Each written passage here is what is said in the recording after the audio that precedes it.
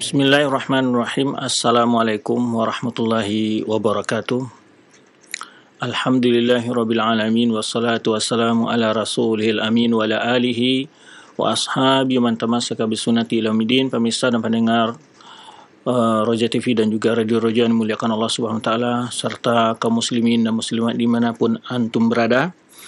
Semoga Allah Subhanahu wa taala sentiasa melimpahkan taufik dan inayah kepada kita semua dan melindungi kita dari segala hal-hal yang akan mengganggu aktivitas kita atau menimpa kita dalam agama dan dunia kita. Pemirsa dan pendengar rahmati Allah SWT, di hari yang mulia ini, Rasul kita SAW sangat menganjurkan untuk banyak mengungkapkan salawat kepada beliau. Semoga kita dengan mengucapkan salawat tersebut, kita salah satu penyebab atau salah satu sebab yang akan kita mendapatkan syafaatnya Rasulullah SAW kelak di akhirat. Allahumma salli wa sallim ala nabiyina Muhammadin wa ala alihi wa ashabi ajmain. Pemirsa dan pendengar rahmati Allah SWT, pembahasan kita adalah masih mengenal sekilas dari para ulama-ulama Ahlussunnah wal Jamaah yang wafat di masa pemerintahan Al-Qadir Billah, salah satu khalifah Bani Abbasiyah yang hidup pada akhir dari abad ke-4 Hijriah, ya.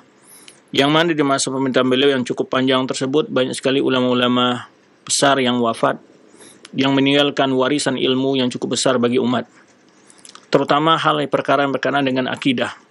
Maka dalam pembahasan kita yang berlalu, kita sering menyentuh, sering membahas ataupun membahas sekilas tentang biografi para ulama kita, terutama yang memiliki karangan dan karya yang berkenaan dengan akidah salaf dan akidah Ahlussunnah wal Jamaah. Perlu kita sampai kepada umat karena ada sebagian yang menganggap bahwa akidah yang dipegang oleh para salafus soleh ataupun akidah yang mereka pegang adalah kebanyakan adalah berakidah ahlul kalam. Maka ini suatu kekeliruan jika kita mencoba bagaimana melihat peninggalan warisan ilmu dalam karya-karya para ulama. Kita akan melihat bahwa mereka adalah orang-orang yang berpegang teguh dengan akidatus salaf, akidah para sahabat, para tabi'in, atba' tabi'in. Memang di awal abad atau di akhir abad keempat, akhir abad keempat mulai muncul kelompok-kelompok ahlul kalam yang menyebarkan syubhat-syubhatnya di tengah Ahlussunnah wal Jamaah. Sampai hari ini mereka menganggap bahwa ahlul kalam adalah merupakan mayoritas dari akidah akidah ahlul kalam adalah mayoritas dari kalangan para ulama umat. Maka ini perlu kita jawab dan membuktikan bahwa betapa banyaknya ulama-ulama sunnah memiliki karya-karya akidah yang diwariskan kepada umat agar mereka berpegang teguh dengan akidah para salafus saleh, yaitu para sahabat tabi'in dan para atba' tabi'in serta ulama-ulama yang mengikuti mereka. Salah satunya adalah yang dikenal dengan seorang ulama dari madhab Malikiyah. Nah, kita dalam pelajaran kita yang berlalu sudah banyak kita menjelaskan berbagai ulama-ulama yang kita terjemahkan, yang kita jelaskan biografinya dari berbagai lintasan madhab, baik Malikiyah, baik Hanafiyah atau Malikiyah maupun Syafi'iyah maupun dari Hanabilah. Maka kita lihat ketika kita menjelaskan akidah mereka, walaupun mereka secara metode ijtihad mereka berafiliasi dengan mazhab tertentu dari mazhab ulama yang terkenal tersebut, namun mereka dalam keyakinan dan akidah mereka tidak ada memiliki perbedaan. Nah, ini yang suatu kesimpulan yang perlu kita ambil. Maka dari situlah kita perlu mengenal kepada umat siapakah ulama-ulama Ahlussunnah wal Jamaah yang telah memiliki karya-karya yang menjelaskan tentang akidah para salafus saleh di dalam kitab-kitab mereka. Maka riwayat-riwayat mereka bawakan dalam kitab-kitab mereka seperti yang telah kita jelaskan dalam kitab Daruqutni maupun kitab Ibnu Khuzaimah dan beberapa ulama-ulama Ahlussunnah wal Jamaah yang telah kita bahas sekilas tentang biografi mereka. Dalam masa kekuasaan Al-Qadir Billah telah kita bahas di antaranya Daruqutni, Imam Daruqutni, kemudian ini kalangan dari ulama Syafi'iyah, kemudian Ibnu Syahin, kemudian adalah Ibnu Abi Zaid Al-Qarawani, beliau dari kalangan ulama Malikiyah. Nanti setelah itu insyaallah akan dibahas tentang Ibnu Battah Al-Hambali dari kalangan Hanabilah, kemudian Al-Khattabi dari kalangan ulama Syafi'iyah, kemudian Ibnu Mandah, beliau juga dari kalangan ulama Syafi'iyah. Maka InsyaAllah berapa episod yang akan datang masih tersisa, kita akan membahas. Ada 4 orang ulama lagi yang akan kita bahas yang wafat di masa pemerintahan Al-Qadir Billah, ya, kekuasaan salah satu di masa pemerintahan Al-Qadir Billah, yaitu salah satu khalifah Bani Abbasiyah, ya, yang itu dikenal dengan Abul Abbas Ahmad bin Ishaq Ibnul Muqtadir. Taib. Maka dari itu kita perlu menjelaskan kepada umat siapa ulama-ulama yang memiliki karya tersebut, bagaimana akidah mereka. Maka di antaranya adalah Ibnu Abi Zaid Al-Qayrawani, ya, yang telah mewariskan sebuah kitab yang fenomenal juga, yaitu kitab beliau Ar-Risalah, di mana Ar-Risalah ini beliau buka dengan menjelaskan akidah Ahlussunnah wal Jamaah. Dianggap sebagai muqaddimah oleh para ulama, sehingga para ulama menjelaskan menamai akidah yang beliau tulis di awal kitab fikih beliau Ar-Risalah tersebut, ringkasan terhadap akidah madhab Malikiyah. Ya, di sana beliau mengupas secara hukum-hukum yang berkaitan dengan hukum fikih atau fiqhul ahkam. Beliau memulai dengan satu nasihat yang sangat penting tentang akidah, karena para ulama menjelaskan diterimanya amal-amal ibadah kita ataupun fiqhul ahkam ini akan menjadi suatu ibadah bagi kita apabila kita memang memiliki keyakinan yang benar, karena keyakinan yang benar itu adalah asas fondasi dari sebuah amalan-amalan kita. Maka bila ada penyelewengan dan penyimpangan dalam keyakinan, keimanan kita, tentu amal-amal kita yang lain akan sia-sia untuk kita lakukan. Maka penting kiranya kita memperbaiki fiqhul i'tiqad istilahnya, dan di sisi sana ada namanya fiqhul al-ahkam, ya. Fikih keyakinan dan fikih amal ibadah, fikih hukum. Baik, para ulama menyebutkan menamakan kitab beliau dalam muqaddimah pembukaan dari kitab beliau Risalah tersebut dengan muqaddimah Ibnu Abi Zaid Al-Qayrawani, yang nanti kita akan jelaskan sekilas tentang kitab tersebut. Baik, kita akan jelaskan sekilas tentang biografi beliau, siapa beliau, ya, bagaimana beliau menuntut ilmu, ya, bagaimana pula pandangan para ulama kepada beliau, penghargaan ulama kepada beliau. Beliau adalah Ibnu Abi Zaid Al-Qayrawani. Ini nama yang masyhur, ya, dikenal di kalangan para ulama, para masyayikh, para talabul ilmi, dikenal dengan Ibnu Abi Zaid Al-Qayrawani. Nama beliau adalah Abdullah, ya, Abu Muhammad bin Abdurrahman Abi Zaid Al-Qayrawani. Jadi beliau lahir di Al-Qayrawan, yaitu satu daerah terdapat di daerah Tunisia pada tahun 310 Hijriah atau bertepatan dengan 922 Masehi, ya, dan beliau wafat pada tahun 386 Hijriah bertepatan dengan 996 Masehi. Baik, kita akan coba mengenal beliau sekilas. Bagaimana proses beliau dalam menuntut ilmu dan ulama-ulama yang beliau jadikan tempat untuk belajar, dan juga murid-murid yang telah beliau wariskan untuk melanjutkan ilmu beliau. Ya, murid-murid yang telah beliau didik untuk melanjutkan perjuangan dakwah dan ilmu beliau. Beliau tadi kita sebutkan Abu Muhammad Abdullah, ya, Ibn Abi Zaid Al-Qayrawani atau bin Abdurrahman Al-Qayrawani. Jadi, dan juga ada yang menyebutkan nama bapa beliau adalah Bilal bin Abdurrahman bin Ishaq, dan beliau digelari dengan bin Nafzah, ya, nisbah ila Nafzah. Nafzah ini berbeda, para ulama menyebutkan, ada yang menyebutkan adalah satu kabilah dari kabilah Afrika, satu kabilah yang ada di Afrika, karena kan Tunisia dan Maroko dan Aljazair, Algeria itu bagian dari daerah Afrika, ya, benua Afrika. Salah satu kabilah yang disebut dengan Nabzah. Ada pula yang menyebutkan Nabzah itu adalah salah satu daerah di daerah Andalus. Itu ada yang menyebutkan demikian. Jadi ayah beliau berasal dari daerah tersebut. Dan Qut al-Hamawi dalam kitab Mu'jam beliau menyebutkan, yaitu wa ilahan yunsabu, ini yaitu kabilah Afrika ini, itu Nabzah, ya. Kita lihat, ya, para ulama Islam muncul dari berbagai kabilah dan ataupun bangsa, ya, bukan hanya bangsa Arab saja. tapi juga banyak ulama-ulama dari luar Arab ya. Jadi baik dari ulama yang berasal dari Afrika ataupun dari Asia punya, dari ulama-ulama yang ada di Pakistan, India dan seterusnya. Taib. Ahadu a'imma ala madhab Malik, beliau sangat terkenal dengan orang yang pakar ahli dalam madhab Malikiyah, dan beliau digelar dengan Al-Malik As-Saghir atau Malik yang junior istilahnya, karena begitu dalamnya ilmu beliau, dan beliau adalah tokoh yang terkenal ya, tiada yang menandingi ilmunya di masa beliau dalam sisi pengetahuan madhab Malikiyah. Dan juga ada menyebutkan ya nisbah an-nafzah tadi adalah Nabzawah. Nabzawah itu Madinah dari, jadi ada menyebutkan Nabzawah adalah satu Madinah. Jadi di Afrika, satu daerah lah, satu kota di daerah Afrika, jadi dekat dari Kairouan. Ada yang menyebutkan demikian. Jadi berbeda Nabzah ini mana yang benar gitu.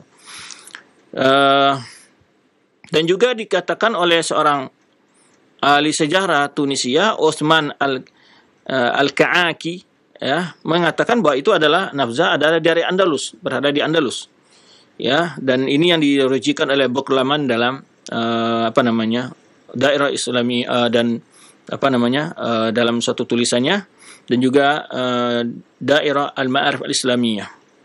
Jadi ada 3 pendapat tentang nisbah beliau, Nabzawi kah, Nabzi kah? Ada yang mengatakan beliau nisbah kepada salah satu kabilah dari Afrika yang ada di Tunis. Ada yang menyebutkan adalah Nabzah itu ada satu kota di daerah Tunis, ya daerah Kairouan. Ya, tapi yang jelas nama beliau terkenal Kairouani. Itu kota yang sangat tua yang sudah dikenal dalam sejarah Al-Kairouani sejak zaman awal-awal Islam ya, Al-Kairouani. Maka dikenal kalau dengan nisbah kepada tempat tersebut Al-Kairouani. Jadi kalau nisbah ke Al-Baghdad, kepada Baghdad Al-Baghdadi, Damaskus Dimashqi ya gitu. Jadi nisbahkan kepada imma sebagai tempat asal beliau atau sebagai tempat menetap beliau. Jadi itu sedikit tentang garis keturunan. Kenapa para ulama selalu membahas ya garis keturunan kabilah asal muasal? Kenapa? Ini kalau kita lihat kenapa ya? Agar untuk menjelaskan ya, ini berarti bukan fiktif, itu tokoh itu bukan fiktif, itu masalahnya. Jadi dikenal, sehingga disitulah ulama mempercayai ilmunya, karena dia jelas garis keturunan, jelas di mana dia belajar, bagaimana dia perkembangan ilmu, dan juga keseharian dia tentu dipelajari para ulama. Jadi jelas para ulama-ulama kita tidak ada yang fiktif-fiktif ya, karena hari-hari ini juga mulai juga ada orang-orang yang mencoba menganggap kadang-kadang ada kisah yang sudah jelas diakui oleh para sejarawan ya, seperti umpamanya Abdullah bin Saba al-Yahudi. Ada orang berusaha menjadikan ini adalah tokoh fiktif gitu semacam. Taib. Mauliduhu, dan beliau lahir adalah di daerah Kairouan, yaitu tahun 310 tadi kita sebutkan, bertepatan dengan 922 Masehi, yaitu ini pendapat kebanyakan dari para penulis sejarah ya, ada menyebutkan beliau lahir 316 dan 313 dan seterusnya. Dan beliau berkembang di daerah beliau sendiri, nasya'a wa tarabba wa talaqa ulumahu al-awwaliyah ala kibar syuyukhiha. Jadi di daerah Kairouan itu banyak sekali para ulama-ulama. Jadi ini juga penting mengenal para ulama itu, sehingga kita tahu di mana tempat asal muasal dia menuntut ilmu. Dari situ Allah ilmunya akan terpercaya, siapa ulama tempat dia belajar. Sering ada pertanyaan di antara kita bagi mengenal seorang dai itu adalah doa yang benar ilmunya atau tidaknya. Sering ada pertanyaan begitu. Maka sering kita jelaskan adalah melihat garis bagaimana dia menuntut ilmu, kepada siapa dia belajar. Nah, itu yang utama dulu. Tapi setelah itu juga apakah dia memang mengikuti para ulama salaf dalam memahami agama ini. Jadi ada juga orang yang kadang-kadang berguru kepada guru namun dia menyelisih gurunya dalam ilmunya. Juga ada sebagian begitu. Tapi di antara indikasi menilai seseorang itu tentang ilmunya adalah lihat siapa gurunya. Wa kana mu'addibuhu asy-Syaikh Az-Zahid Al-Abid. Jadi sebutkan gurunya ini. Siapa yang mendidik dia? Jadi kalau terlihat gurunya adalah seorang ulama yang beradab, ulama yang berilmu, ulama yang zuhud. Nah, ini berarti dia dididik oleh gurunya tentu sesuai dengan kepribadian gurunya. Nah, dia punya guru yang hebat. Di antaranya Al-Mahruz Ibnu Khalaf At-Tunisi, ya. Dan gurunya inilah yang memiliki usul, ya, mengusulkan kepada muridnya agar dia menulis buku mengumpulkan tentang madhab Risalah itu, madhab Imam Maliki, berbagai pandangan madhab ulama Maliki, atau menulis tentang fiqhul ahkam dalam madhab Maliki. Dia mengusulkan kepada muridnya sendiri. Ya, maka di antara ulama menyebutkan bahwa dia adalah dipercayai ilmunya oleh seorang gurunya, maka gurunya menasihatkan, mengusulkan, meminta kepada dia untuk mengumpulkan ilmu dia atau berbagai perkara-perkara yang berkenaan dengan mazhab Maliki untuk ditulis. Nah, waqad tafaqaha rahimahullah ala akabir syuyukh al-Qayrawan, dan beliau belajar ilmu agama melalui ulama-ulama senior, ulama-ulama besar di daerah Qayrawan tersebut. Ya, dan beliau banyak sekali mengambil ilmu, ya, baik riwayat hadis maupun ilmu berkenaan dengan istinbat al-ahkam, mengambil hukum-hukum seperti hukum fikih dan lain sebagainya, ya. Dan juga tentu ketika beliau memiliki akidah yang sesuai dengan akidah salaf, tentu para ulama-ulama yang mengajar beliau adalah ulama yang memiliki akidah seperti itu. Nah, ini yang satu faedah juga menunjukkan bahwa para ulama-ulama yang beliau tempat belajar adalah memiliki akidah yang benar. Sampai beliau hatta dhahara nubuguhu, sampai kelihatan yaitu keberhasilannya, ya, muncul melihat ibaratnya tumbuh ke pertumbuhan ilmunya, ya, mulai nampak gitu. Lima wa najabatihi al-ilmiyah fi sin mubakkirah. Jadi kelihatan, ya, dari umur yang masih muda kelihatan bagaimana kekuatan ilmunya nampak gitu, karena dari sejak kecil dia sudah belajar ilmu agama. Nah, ini yang juga sering kita jelaskan juga faedah-faedah sepanjang kita melihat bagaimana biografi ulama-ulama yang istiqomah, yang mewariskan ilmu yang manfaat pada umat. Kita nampak dari kecil dia adalah dididik oleh keluarganya, dididik berdasarkan pendidikan ulama-ulama, belajar kepada ulama dalam usia yang sangat muda sekali gitu. Seperti yang kita jelaskan tentang Darul Qutni, ya, dalam usia kecil yang begitu bersemangat untuk belajar. Tentu ini juga pada adik-adik kita yang belajar, ya, jangan kalian masih mengatakan untuk kecil ini usia untuk main-main, tidak ada. Ulama-ulama besar tidak ada istilahnya usia kecil ada untuk bermain-main. Jangan dipaksa dulu belajar, ya, berikan waktu bermain. Kan banyak sekali istilah-istilah orang sekarang. Anak-anak kecil itu dia punya dunia sendiri, ya. Kan kadang-kadang gitu, ya. Kasihan kalau dia terlalu dibebani dengan belajar, karena subhanallah, ya, kalau kita lihat ulama-ulama kita dulu tidak seperti kita sekarang, ya, butuh ada waktu main, juga ada waktu begini, ada waktu ini, ada waktu hiburan, ada waktu bersantai. Subhanallah, ini tidak ada dalam kamus para ulama kalau kita lihat. Ya, kita mengatakan harus ada waktu santai, ada waktu macam-macam lah istilahnya, kan. Waktu untuk berleha gitu, nggak ada. Nah, ini juga bila anak-anak kita tumbuh dengan waktu yang selalu dia memanfaatkan waktu, dan maka dia tidak akan terpengaruh dengan istilahnya harus ada waktu istirahat, jangan diporsi tenaga dan semacam. Karena di waktu pertumbuhan itu anak-anak itu dilatih. Kalau dia terlatih, dia memanfaatkan kerja keras, ya, bersemangat, orang yang terampil, cekatan dari kecil sudah diajar, dia sampai besar akan selalu bertambah kemampuannya, ya. Kalau dari kecil sudah dimanjakan, sedikit-sedikit harus jangan dipaksa, beri dulu waktu dia untuk istirahat, boleh waktu main dulu, ya, kasih dulu HP sebentar, kan begitu, ya, cara mendidik kita. Nah, akhirnya kebablasan. Nah, ini yang banyak terjadi dalam kenyataan kita, kan. Kebablasan, ya, dulu waktu sebentar, lupa-lupa, katanya orang tuanya lupa ngambil HP, akhirnya anak sudah bermain HP 1 jam, 2 jam, 3 jam. Nah, ini fitnah yang ada di zaman kita. Ini juga perlu, ya, kita jangan terlalu membiola kepada teori-teori pendidikan barat, ya. Jangan terlalu membiola kepada pendidikan barat, tetapi kita lihat bagaimana para ulama kita dalam mendidik generasi-generasi yang cemerlang, ya, sehingga mereka lahir sebuah generasi yang sebagai generasi yang bertanggung jawab, yang memberikan faedah kepada umat dan bangsa dan negara mereka. Jadi kalau kita lihat tadi kita katakan para ulama-ulama yang telah kita bahas, ya, biografi mereka, kita melihat mereka dari kecil itu memang dituntun untuk mencari ilmu, dituntun untuk berakhlak mulia, belajar kepada ulama besar, ya. Maka jangan pula sebagian kita meremehkan anak kecil yang hadir dalam majelis ilmu, tapi tentu dituntun gitu ya, dituntun, diajar baik-baik, jangan dibiarkan ribut ya, diarahkan, tentu begitu. Ya, ini juga ada efek lain yang harus perhatikan. Kadang-kadang sebagai orang tua bawa anaknya ke majelis ilmu, tapi tidak diawasi, dibiarkan keliaran, ya, berlarian dan malah bikin ribut di pengajian. Ini juga demikian.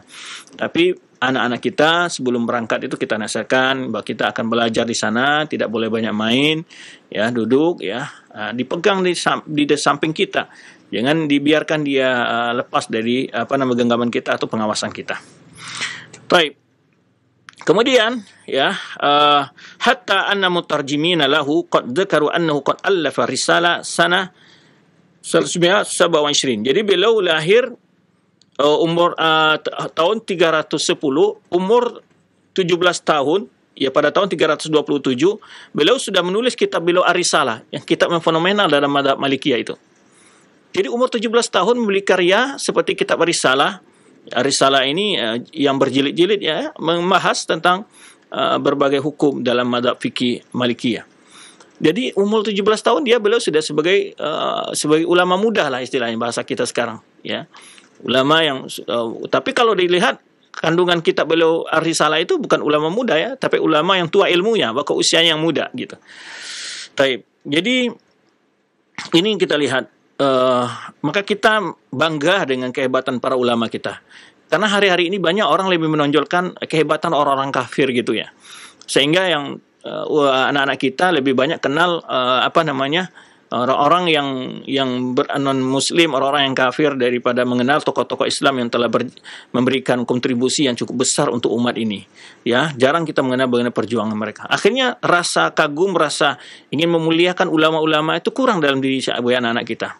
Sebenarnya pada hari ini ada semacam generasi yang nggak tahu bagaimana dia belajar sebelumnya. Pada hari ini kita lihat kerjanya adalah selalu memiliki mulut yang tidak sopan kepada orang lain, mencela, menghina, memaki. Bahkan yang dihina dan memaki itu adalah ajaran Islam ya, ataupun etnis tertentu. Nah, ini menunjukkan ini kegagalan dalam pendidikan sebetulnya. Ya, sudah tidak asing ya dengan seseorang yang di Republik ini yang dikenal dengan begitu buruk akhlaknya ya, berkata dengan kata-kata yang menjijikkan terhadap umat Islam di dalam status-statusnya, baik Twitter, Facebooknya dan sebagainya macam. Ini orang betul-betul entah bagaimana dia dididik oleh orang tuanya begitu ya. Suatu kesedihan melihat generasi, dan anehnya orang-orang begini juga dibiarkan berkicau gitu, membuat keresahan di tengah masyarakat. Nah, ini suatu keanehan. Kita tidak tahu apakah dia memang sengaja untuk dijadikan sebagai pemancing kemarahan umat. Jadi kita juga perlu hati-hati ya. Memang dia mungkin sengaja untuk dididik seperti itu untuk menciptakan suasana biar mancing melihat ya, kalau ada orang yang menentang, orang yang berkata kasar tapi dia bisa ditangkap ini adalah sebagai orang radikal, mungkin begitu. Jadi memang kita harus tahu ya. Sekarang banyak sekali hal-hal yang perlu kita waspadai. Jadi kita tidak perlu pula terpancing dengan seseorang ini. Semoga Allah SWT menunjuki dia atau Allah membinasakan dia dan menyelamatkan muslimin daripada kesesatan, keburukan akhlaknya dan kepribadian dia. Baik, itu sedikit kita lihat bahwa pentingnya mendidik ya, generasi itu. Ya, jangan menjadi terkenal sebagai orang yang begitu bejat di dalam kata-katanya kepada umat Islam, dalam hukum Islam atau sesama anak bangsa, menghina, memaki, menggunakan kalimat-kalimat yang tidak sopan. Ya. Wa kana lahu anadak 17 aman, ya, beliau saat menulis kitab Risalah itu umurnya 17 tahun. Ini menunjukkan bahwa bukti tentang keilmuan beliau. Bil imamah, keilmuan beliau, warusuh fi madhab Malik, dan dalamnya ilmu beliau tentang pengetahuan beliau tentang madhab berkenaan dengan madhab Imam Malik. Baik, itu di antara ya, kalau kita lihat beliau ini hidup juga di tengah-tengah ulama yang cukup banyak, yang besar di masa beliau itu, seperti hidup di masa beliau Imam Tabrani ya, yang wafat pada tahun 360 Hijriah, dan juga Imam Al-Ajuri yang wafat juga 360 Hijriah. Al-Ajuri juga seorang ulama Ahlussunnah, memiliki kitab akidah yang judulnya Asy-Syariah ya. Imam Tabrani, kemudian juga Al-Barbahari ya, terkenal dalam kitab Ushul Sunnah ya, Syarh Sunnah karang Al-Barbahari, ya, Syarh Sunnah Al-Barbahari yang wafat 360 Hijriah, dan Darqutni yang telah kita bahas sebelumnya yang wafat 385 Hijriah, Ibnu Battah yang insyaallah kita akan bahas setelah beliau ini, ya, Ibnu Battah yaitu Al-Hambali yang wafat 387 Hijriah, Ibnu Mandah yang insyaallah juga kita akan bahas juga yang wafat 395 Hijriah, dan Hakim As-Saburi yaitu kitab yang terkenal, kitab hadis, ya, Al-Mustadrak karang Imam Hakim An-Naisaburi yang wafat 405 Hijriah. Jadi memang generasi-generasi beliau ada generasi yang cemerlang, ya, ulama-ulama besar, ulama-ulama terkenal, mewariskan ilmu yang luar biasa untuk umat, ya. Subhanallah. Ya, itu suatu keberkahan bagi mereka. Ya, maka kita juga perlu menciptakan di masa kita generasi-generasi yang baik, ya. Generasi-generasi yang memberikan, wariskan untuk kebaikan bagi umat dan bangsa. Bukan generasi yang selalu membawa permasalahan, membawakan kericuhan, ya, menambah pekerjaan para penegak hukum, ya. Ini juga sebetulnya di antara bentuk kita membangun bangsa ini adalah berhenti membuat permasalahan yang membuat ricuh dan keributan dalam bangsa ini. Kalau kita memang orang-orang yang mengaku orang yang NKRI, harga mati yang selalu diteriakan oleh sebagian orang, tapi dalam kenyataan mereka selalu membuat keonaran, ya, membuat kericuhan, keresahan di tengah bangsa ini. Baik, jadi kita perlu membentuk generasi ini. Kalau bangsa ini masih tetap ingin eksis dengan bangga, membanggakan, ya, dan berkualitas tentunya. Ya, eksis tapi tidak diperhitungkan keberadaan kita di dunia, seperti dunia lain, ya, dari negara lain juga sama dengan bohong saja. Maka untuk mendidik generasi ini hanya dengan pendidikan Islam, bukan yang lainnya. Ya, pastikan kembali kita katakan mendidik manusia berkarakter itu hanya dengan pendidik Islam, tidak dengan yang lainnya. Apapun teori yang Anda pakai tidak sesuai dengan Islam, maka itu bukan karakter yang baik yang kelahir, tapi karakter-karakter yang muncul, yang kita saksikan, ya, yang ketika berbicaranya sangat hebat, ketika dalam prakteknya juga tidak terbukti, yang kadang-kadang menohok orang lain tetapi dia sendiri berbuat tindakan yang sama, ya. Ini suatu hal-hal yang kita lihat. Yakinlah, tuntunan-tuntunan yang tidak sesuai dengan Islam itu bukan karakter yang akan membangun bangsa ini, tapi itulah akibat akan semakin keroposnya pondasi mental bangsa ini. Maka mari para orang tua, jangan percaya dengan slogan-slogan daripada orang-orang yang membawa teori-teori barat untuk melumpuhkan akhlak anak kita, merusak akhlak anak kita. Ya, serahkan anak-anak kita kepada pendidikan agama. Ini adalah jalan paling selamat untuk menjaga akidah mereka, menjaga akhlak mereka, mental mereka, kepribadian mereka.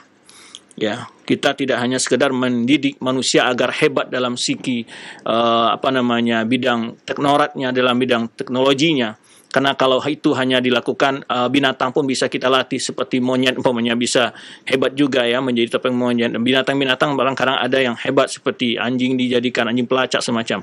Kalau hanya untuk dilatih seperti itu manusia, yaitu binatang pun bisa dilatih. Tapi yang sulit itu adalah menjadikan manusia yang berakhlak, yang beriman, yang beri kemanusiaan dalam bahasa lebih nasionalnya, ya, yang memiliki kepribadian yang tidak ngomong A di pagi kemudian bicara B di sore hari, ya. Kemudian ini yang perlu kita sekarang, karakter yang siap untuk menjadi tauladan di tengah masyarakat, ya. Kemudian syuyukh beliau adalah guru beliau, ya. Beliau mengambil ilmu dari ilmu agama dari para ulama-ulama yang sangat banyak, ya. Dari ulama-ulama besar Islam, ya, dari ulama Qairawan sendiri maupun dari ulama di luar daerah Qairawan, ya, daerah Tunis di luar itu, ya.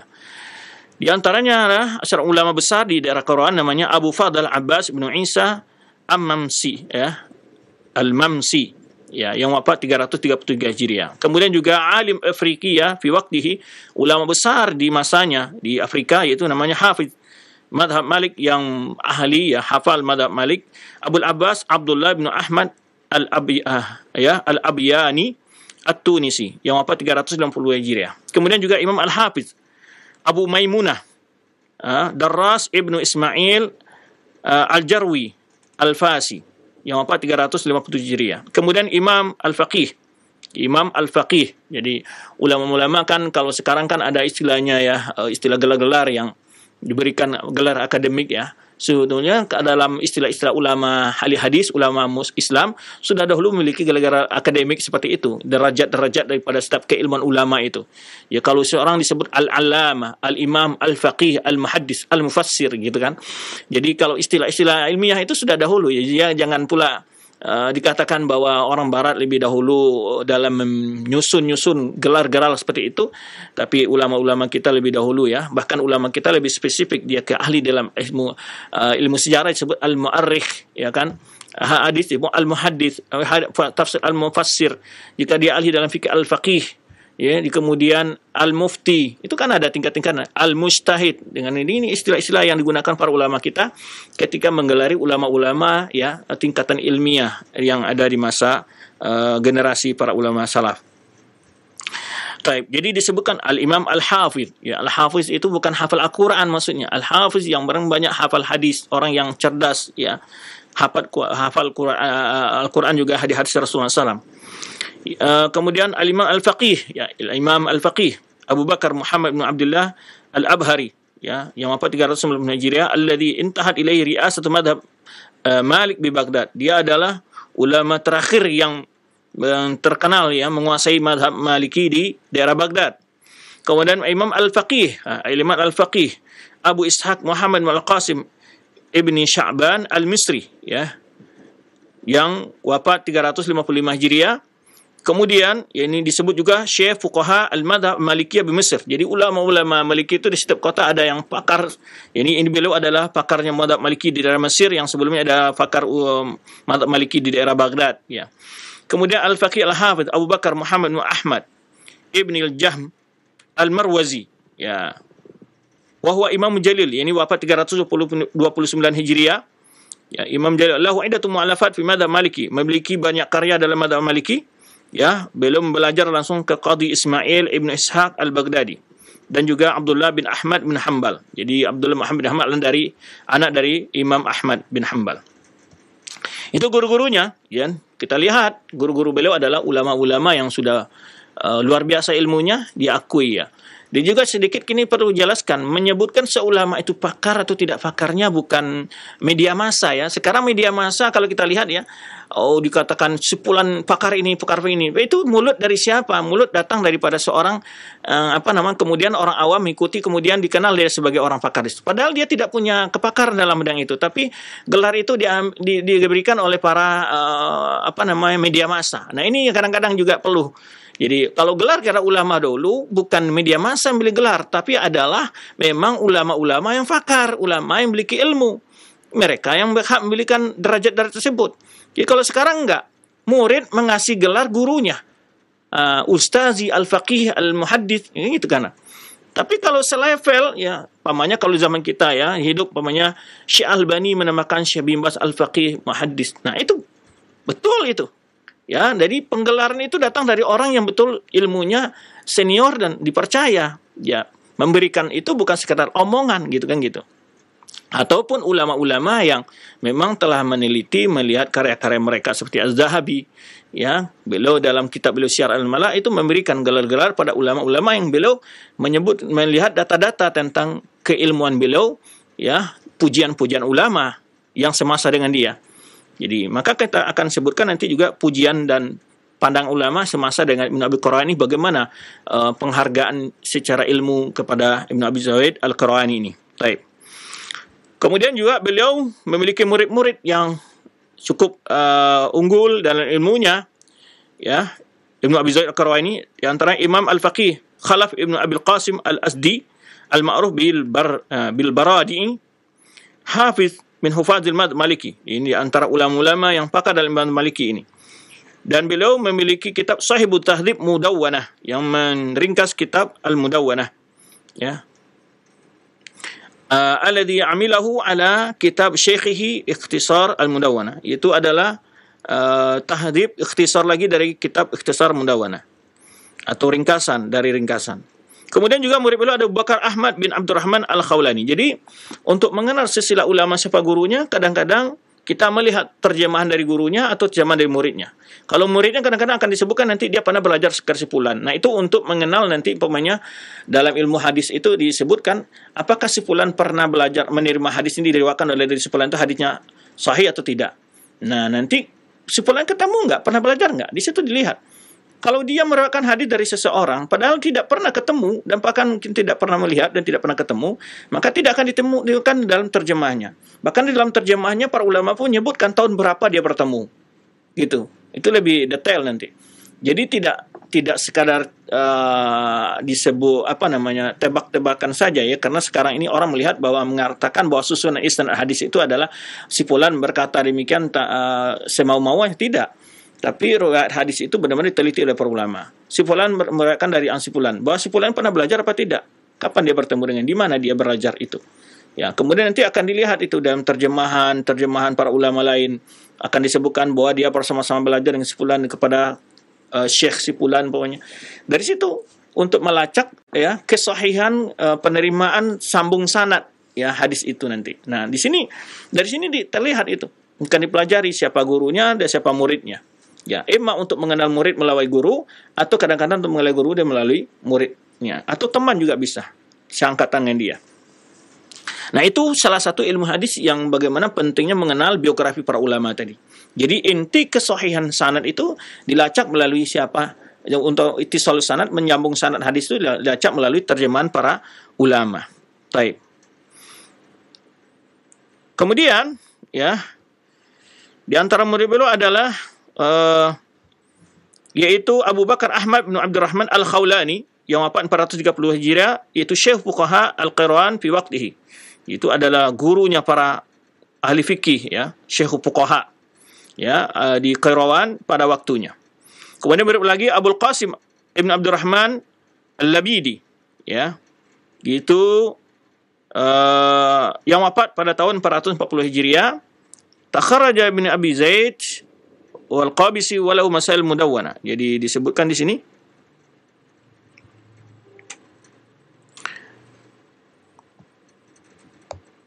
bahwa di mana beliau memiliki karya juga ya, yaitu Masail Mudawwana.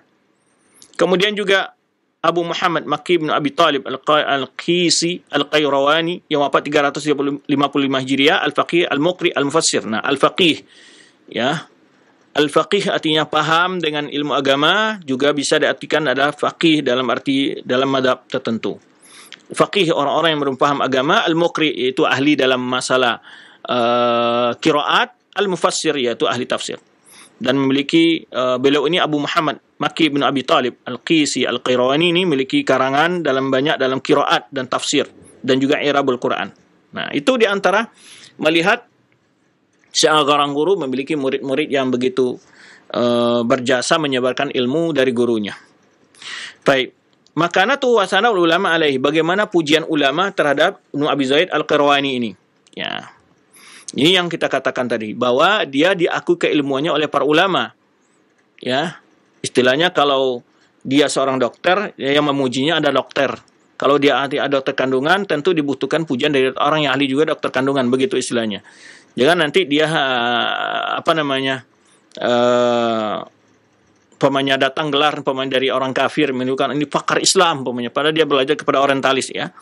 Nah, itu memang salah satu metode musuh-musuh Islam sekarang untuk mengacak ilmu Islam itu adalah mereka didik anak-anak muslim untuk belajar di mereka ya, sekolah di barat, tapi yang dipelajari adalah tentang Islam. Ini keanehannya, nanti pulang ke negara masing-masing mereka mengacak-acak berbagai ajaran agama ini ya, seperti perbuatan orang liberal, lalu mereka sanjung, nanti mereka angkat namanya di media ya, di majalah mereka, supaya nanti orang akan menokohkan dia. Jadi sengaja dibuat tokoh-tokoh yang membuat umat ini salah arah. Nah, itu perlu diwaspadai juga. Ini salah satu metode bagaimana cara melencengkan sekarang untuk memahami Islam itu adalah dimunculkan tokoh-tokoh yang sengaja membawa menyelisihi paham ulama-ulama salaf. Baik. Kemudian ya, pujian-pujian para ulama ini ya banyak sekali sebetulnya. Ulama-ulama yang semasa di masa beliau dan juga ulama setelah beliau memuji beliau ini. Di antara sifat-sifat yang dipuji adalah disebut jami' madhab Malik, orang yang menguasai madhab Imam Malik. syarihu aqwalihi, orang yang mampu menjelaskan perungkapan Imam Malik. Sani syaikhaini alladaini laulahuma la dhahaba al-madhhab. Jadi adalah guru kedua atau tokoh kedua dari madhab Maliki. Kalau bukan karena mereka berdua mungkin sudah kandas atau tidak ada berkembang madhab Malik gitu. Dan ini dikatakan Ibnu Naji, karena yuqalu laula syaikhan, dan pernah dikatakan orang kalau bukan dua orang tokoh ini, dua guru ini, di situ wal qadiyani, yakni dua orang qadi, fasyaikhani, yaitu Abu Muhammad bin Abi Zaid. Yang dua guru itu adalah Abu Muhammad bin Abi Zaid Al-Qarawani tadi dan Abu Bakar Al-Abhari.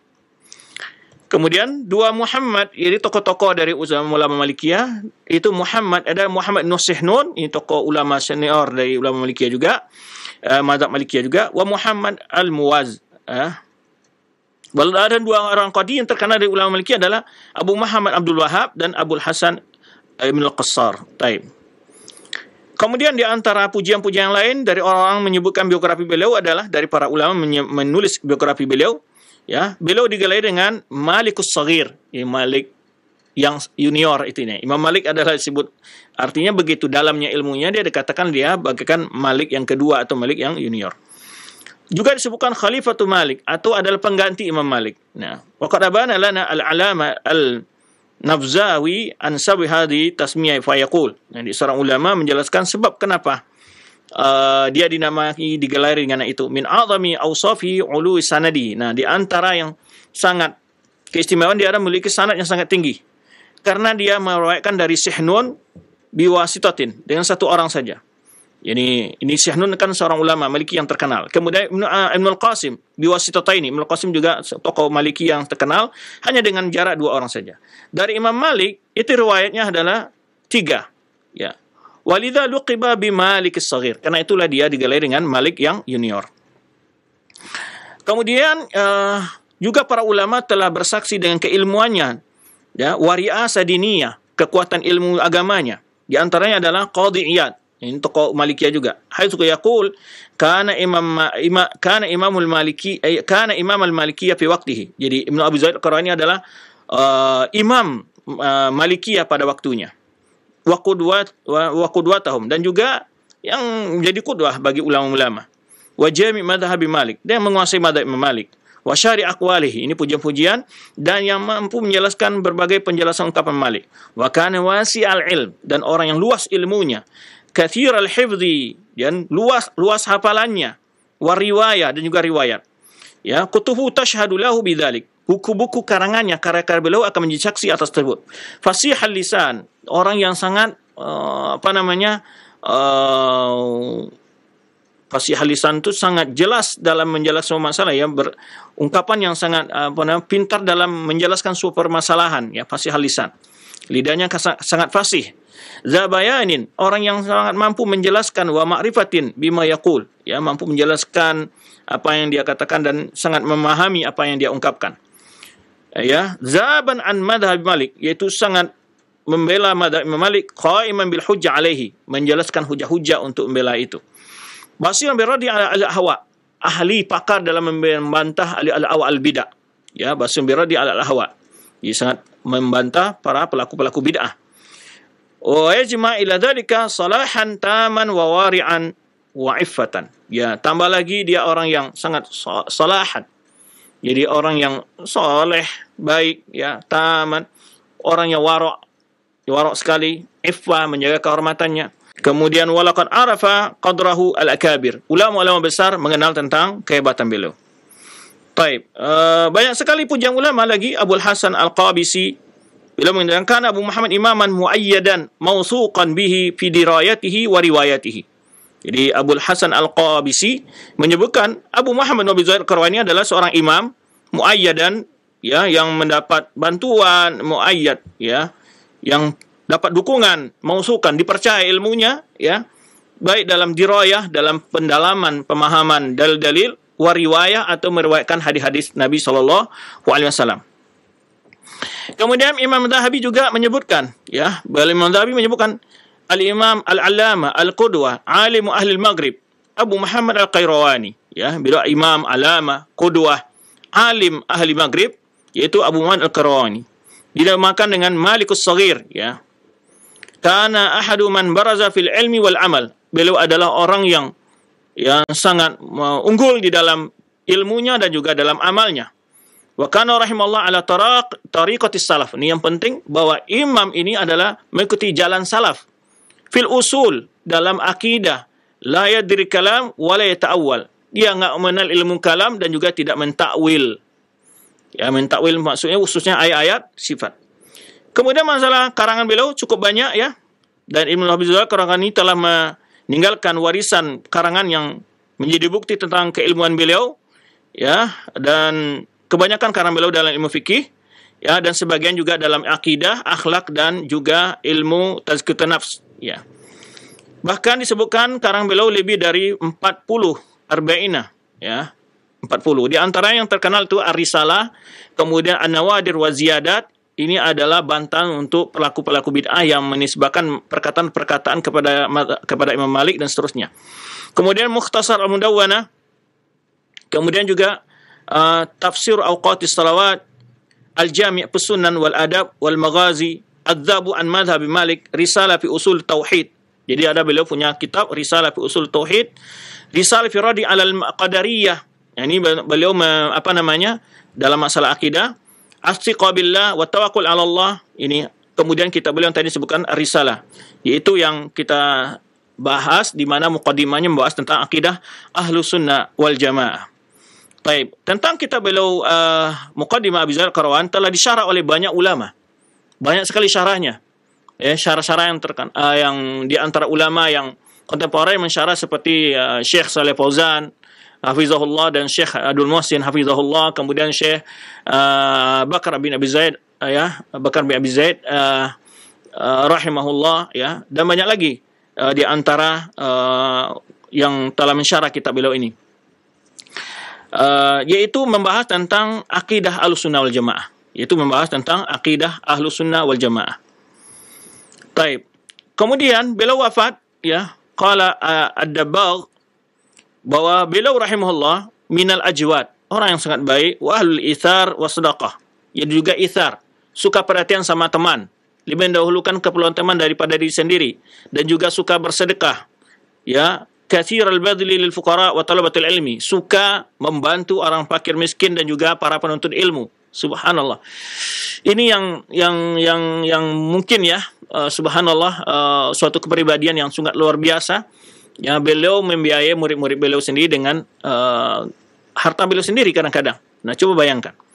Jadi, kana yunfiqu alaihim wa yaksuhum wa yuzawwiduhum. Jadi, di mana beliau memberikan biaya hidup dan juga pakaian, memberikan perbekalan, ya. Wa qad dzikra annahu ba'atha ila Qadhi Abdul Wahhab. Nah, Qadhi Abdul Wahhab seorang ulama Malikiyah, yaitu berapa dia kirim? 1000 dinar emas, bi alfi dinarin zahabiyyin. Jadi 1000 dinar. Subhanallah. Kemudian wajahaza ibnata Syekh Abil Hasan Al-Qabisi. Jadi dia memberikan mahar, ya, untuk dinikah ini bi arba'ati dinarin zahabi, yaitu 400 dinar, ya. Wa qala kuntu a'adtuha min hini imlaqiha. Jadi dia menyediakan semenjak dia mempersiapkan itu, semenjak dia mau menikahi putrinya ini, dia la yastaghil qalbu abiha min kibaliha, supaya jangan bapaknya memikirkan tentang putrinya ini. Wa ba'atha ila al-faqih Ibnu Shalbun, dia mengirim kepada seorang ulama nama Ibnu Shalbun ketika dalam sakit, dengan harta, dikirim harta yang sangat banyak ketika dia sedang sakit. Wa hakadha takunu akhlaqul ulama, demikianlah bagaimana indahnya akhlak para ulama. Subhanallah, ya, inilah bagaimana kita melihat para ulama kita, ya, bukan hanya berinfak dengan ilmu, tapi mereka juga berinfak dengan hartanya, ya, untuk kaum muslimin dan para penuntut ilmu.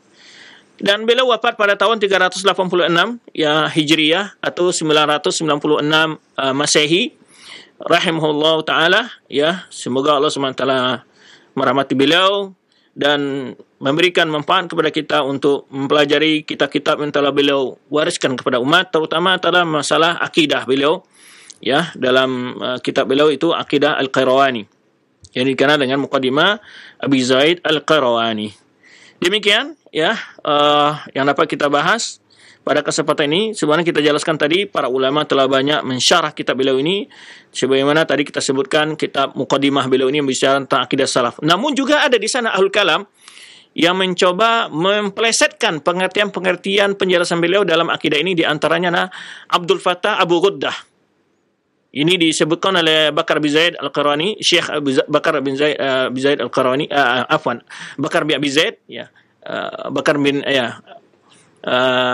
beliau menjelaskan di mana Abdul Fattah Abu Ghuddah ini ada menambah, ada mengurangi, ya, beliau berusaha orang ini berusaha untuk membawa akidah ini ke akidah yang dia anut, gitu. Itu akidah Ahlul Kalam. Taib. Dan itulah beberapa penjelasan dapat kita jelaskan. Ya, di antara syarah-syarah yang bagus tadi kita sebutkan syarahnya Syekh Shalih Fauzan dan juga Syekh Abdul Muhsin Al-Abbad hafizahumullah, dan juga Syekh Yahya An-Najmi, juga Ahmad bin Yahya An-Najmi juga memiliki syarah.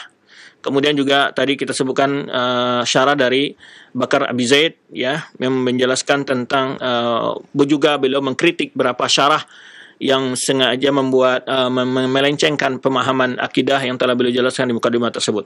Demikian, wallahu alam bisawab. Terima kasih atas segala perhatian. Mohon maaf kekurangan. Kita kembalikan kepada Al-Akh Aiman kita dari Studio 2 Cilengsi. Nah, Ustaz, barakallahu fikum wa jazakallahu khairan. Terima kasih atas bimbingan dan pelajaran yang telah disampaikan.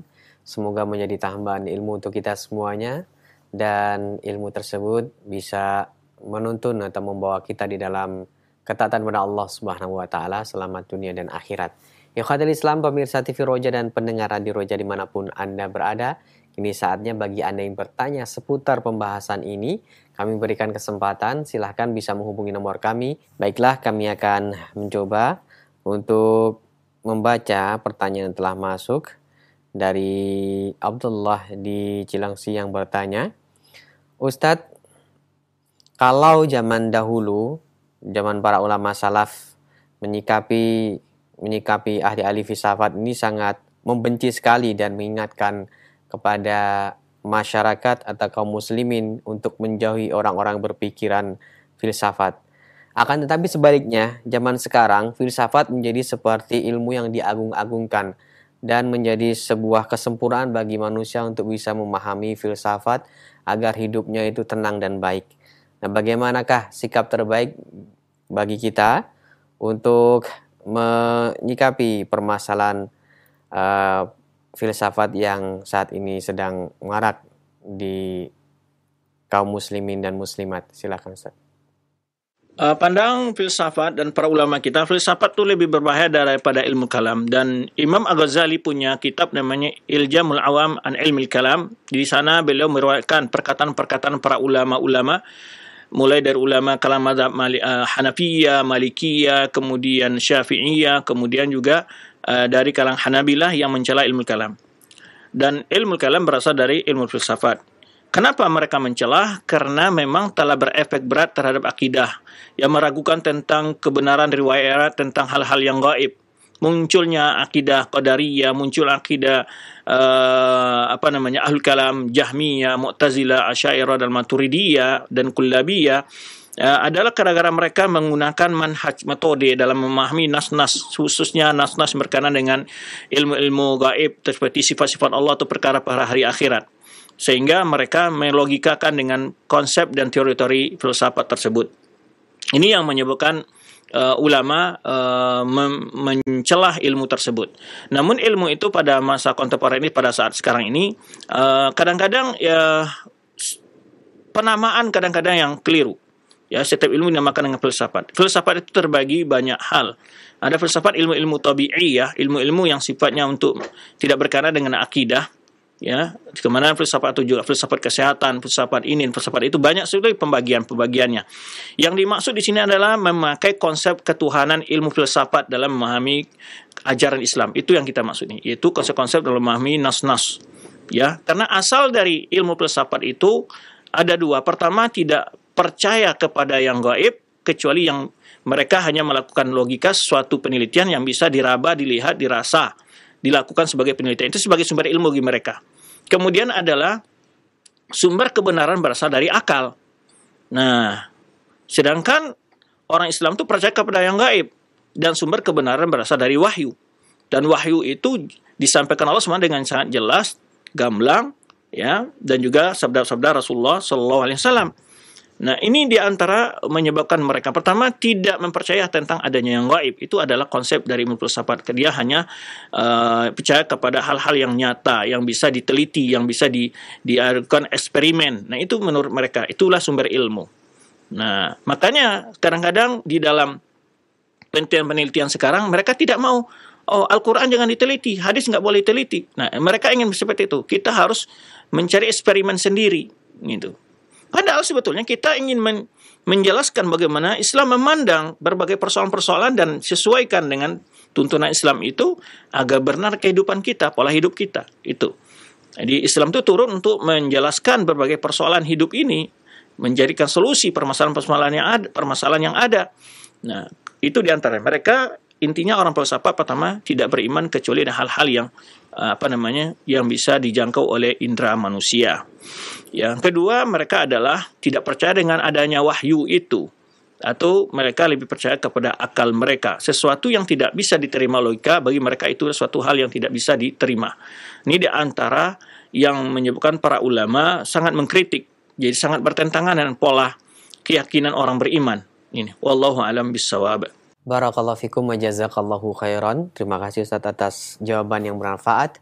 Berikutnya dari Abu Abdillah di Jakarta yang bertanya, Ustadz, zaman dahulu orang-orang munafik atau orang-orang yang membenci Islam, yang melakukan ujaran-ujaran kurang baik kepada agama Islam ini, maka akan otomatis dibenci oleh kaum muslimin yang lain, dijauhi dan diingatkan oleh para ulama.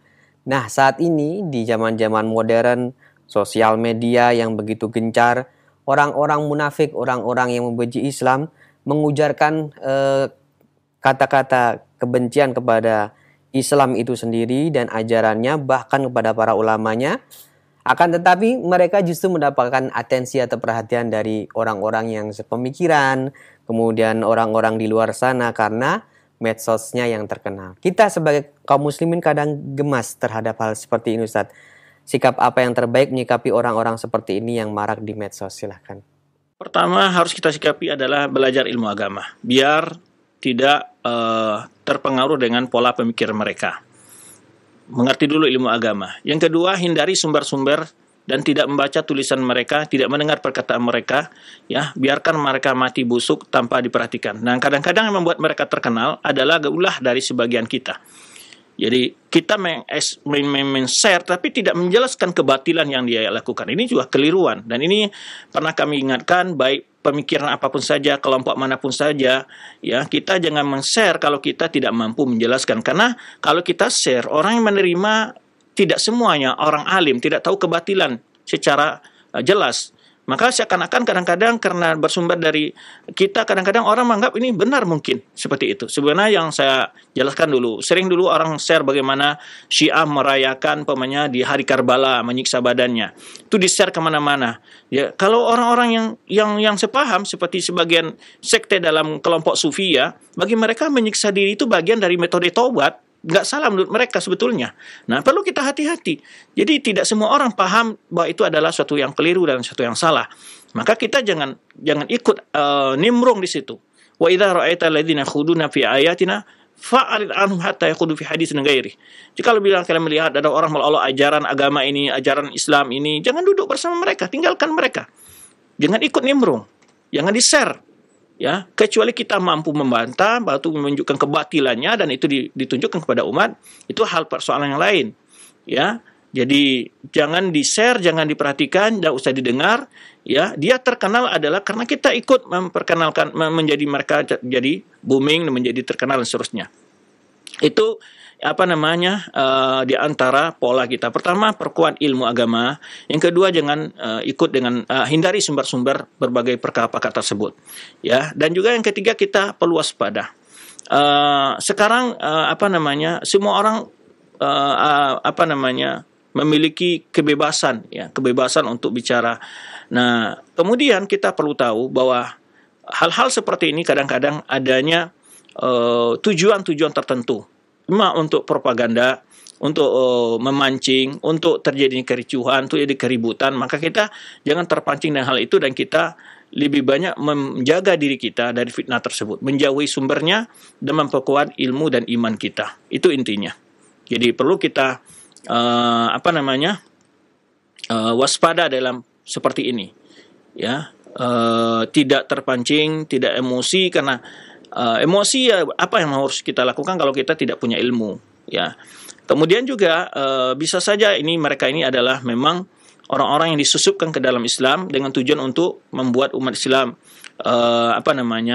menjadi rusak, atau mungkin pancingan untuk supaya umat Islam menjadi anarkis dan seluruh macamnya. Maka kita perlu waspada. Jadi kita serahkan kepada penegak hukum. Jika penegak hukum tidak melaksanakan tugasnya, dan itu adalah tanggung jawab mereka di hadapan Allah Subhanahu wa taala. Jangan dikira para penegak hukum membiarkan para orang-orang yang mengejek ajaran agama, dan itu ada pasalnya, ya. Ada pasalnya yang jelas bahwa orang yang melakukan penodaan, ada pasal penodaan agama, itu jelas sekali, ya. Ada pasalnya, dan itu tidak perlu sebetulnya dilaporkan, karena itu jelas adalah tindakan yang meresahkan, tindakan yang akan membawa kerancuan pengetahuan di dalam masyarakat. Maka penegak hukum yang membiarkan, Anda akan diminta pertanggungjawaban, karena wewenangnya ada pada Anda semua. Ya, bagi kami adalah hanya menyuarakan kebenaran melalui ilmu. Ya, bagi kita hanya menyuarakan ilmu, menyuarakan kebenaran, menyuarakan kritikan tanpa harus memprovokasi orang untuk menjadi anarkis atau radikal, tidak.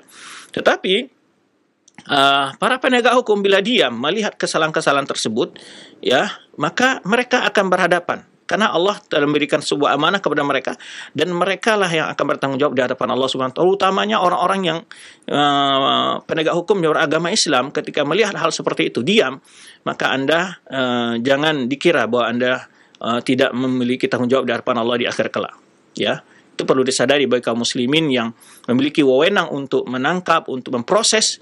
Ini adalah tanggung jawab Anda sebagai seorang muslim, ya, menjaga agama ini, menjaga agama, ya, dan juga sekaligus menjaga bangsa ini daripada terjadinya berbagai bentuk penyimpangan-penyimpangan. Kita tahu bahwa bila agama Allah diremehkan, bila agama Allah direndahkan, ya, dan tidak lagi ada orang yang mau membela agama Allah, maka Allah Subhanahu wa taala dengan caranya, banyak sekali cara untuk membela agamanya oleh Allah Subhanahu wa taala, semua telah terjadi pada umat-umat yang berlalu.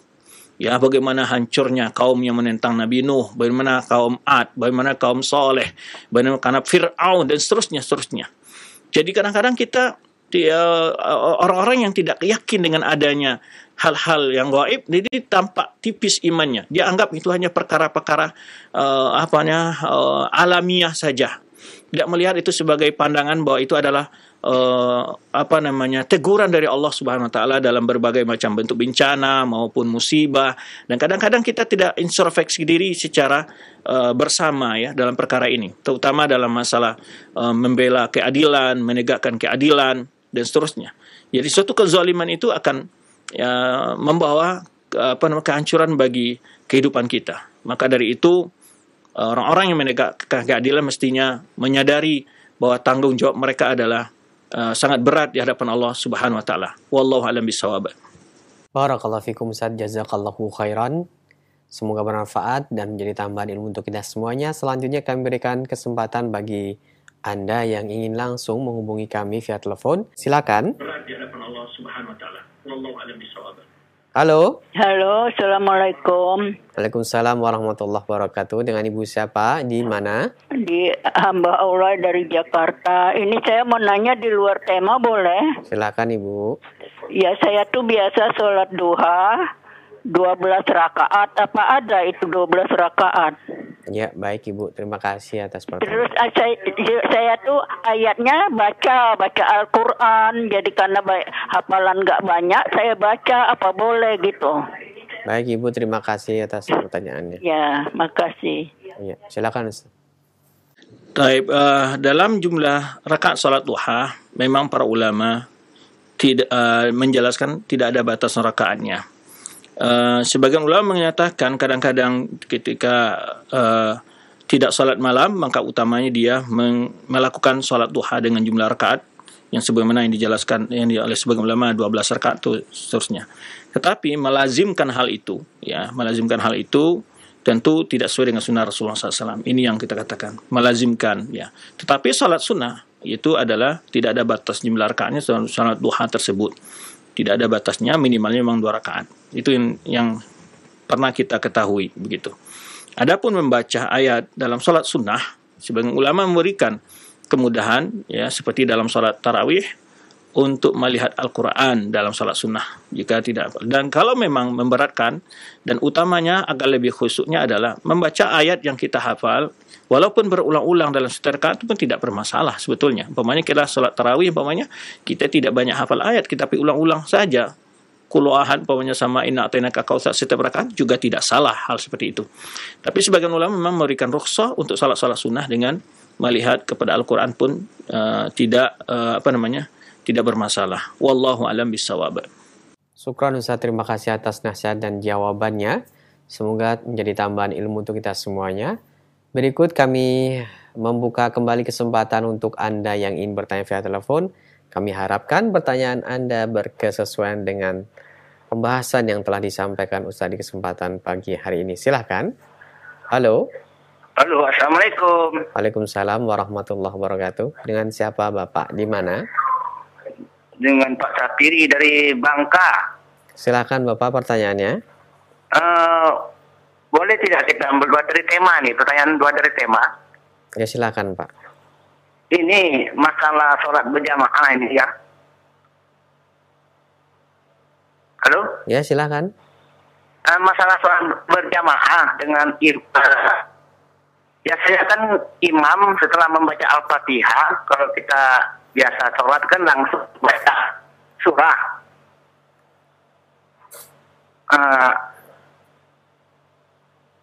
Sedangkan dalam Al-Quran kan kita mendengar bahwa setelah waktu kita membaca Al-Quran kan kita kan diwajibkan untuk mendengar.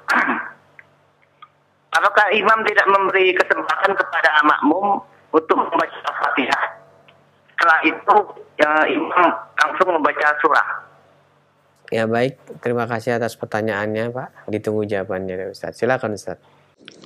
Baik, ini bertanya tentang hukum makmum membaca surah Al-Fatihah di belakang imam.